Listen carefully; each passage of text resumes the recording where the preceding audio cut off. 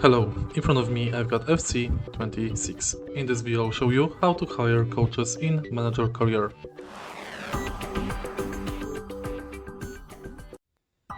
In the beginning, let's go to manager career and next go to squad. Enter team management, enter tactical vision,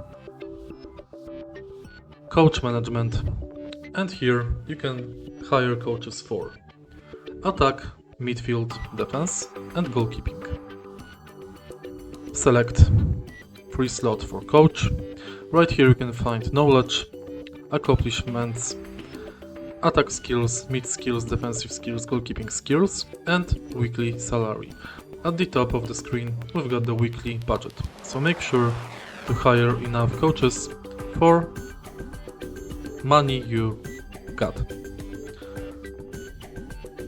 In the beginning you don't need the most experienced coaches.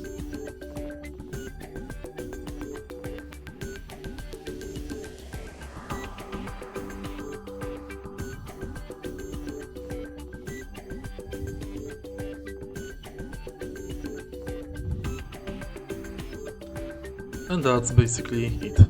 If you find this video helpful, please leave like, comment and subscribe.